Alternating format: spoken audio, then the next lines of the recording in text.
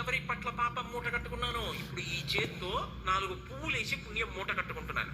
ఈ చేత్తో బెంగ పెట్టుకోకోయ్ అని అభయం చూపించి మూట కట్టుకుంటున్నాను. వాచిక నోటితో చేసిన పాపం, కాయిక శరీరంతో చేసిన పాపం, మానసిక మనసుతో చేసిన పాపం మళ్ళీ శరీరంతోనే పోగొట్టుకుంటున్నాను. ఇది లేదనుకోండి, పాపములు ఎలా పోగొట్టుకోను, పుణ్యములు ఎలా చేయను? సాధన మీది నాకు సాధనాలు లేవు. సాధనాలు లేకపోతే కర్మలు అలా ఉండిపోతాయి. కర్మలు పోవాలి అంటే చక్రం తిరగాలి, ధర్మచక్రం.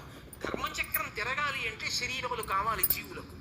అయ్యయ్యో వీళ్ళందరిలా ఉండిపోయారే, వీళ్ళందరికీ శరీరాలు ఎలా? అందుకని అమ్మవారు ఏం చేసిందంటే, అపాంగతే లబ్ధ్వా జగదిదమనంగో విజయతే. నేను కాల్చేవాణ్ణి నువ్వు బతికించేదానివా అనడు. ఆయన మళ్ళీ శరీరం ఇచ్చేస్తే మన్మధుడికి ఆయన అనక్కర్లేదు. మన్మధుడు మళ్ళీ తిరుగుతున్నాడు అనుకోండి, ఆవిడ వంక చూసి అన్నాడు అనుకోండి, చాలదా? అంటే నేను కాల్చేవాడిని నువ్వు బతికించేదానివినా అనడా? అసలు పార్వతీ పరమేశ్వరుల దాంపత్యమే అంత. అదో విచిత్రం. అసలు ఆ కోణంలో ఆలోచిస్తే అదో విచిత్రం. ఆవిడ త్రిపుర సుందరి, ఆయన త్రిపురాంతకుడు. అదో విచిత్రమైన దాంపత్యం వాళ్ళది. గొప్ప దాంపత్యం. అసలు అది అర్థం చేసుకుంటే చాలు వాళ్ళ తత్వం అర్థం అవుతుంది. కాబట్టి ఆవిడ ఏం చేసిందంటే, ఇప్పుడు నేను బ్రతికించేసి శరీరం ఇచ్చేస్తే ఆయన అంటే మహాపతివ్రత, ఆయనతో అలా అనిపించుకోదు. బ్రతికించకపోతే పిల్లలు ఏమైపోతారు, శరీరాలు ఎలా? ఇది కారుణ్యం, ఇది పాతివ్రత్యం, ఇది ఇరుపు.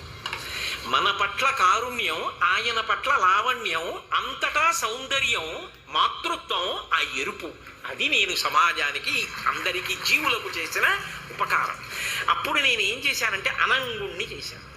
శరీరం ఉండదులేవా, అయితేనే నేను ఇలా చూశాను. మొన్న చెప్పే కదా, ధను పౌష్పం మౌర్వీ మధుకరమయీ పంచవిశిక వసంతో సామంతో మలయ బరుదాయో ధనరథ తథాప్యేకం సర్వం హిమగిరిసుతే కామపి కృపాం అపాంగత్తే లబ్ధ్వా జగదిదమనంగో విజయతే.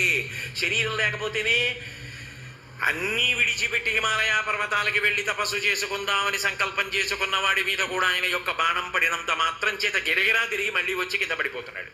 అంత శక్తి ఎక్కడి నుంచి వచ్చిందంటే ఆవిడ యొక్క పొట్టి చూపులోంచి వచ్చింది. కాబట్టి అమ్మ, నువ్వు ఆనాడు మన్మధుణ్ణి బ్రతికించావు కాబట్టి ఇవాళ ఈ శరీరం వచ్చింది నాకు.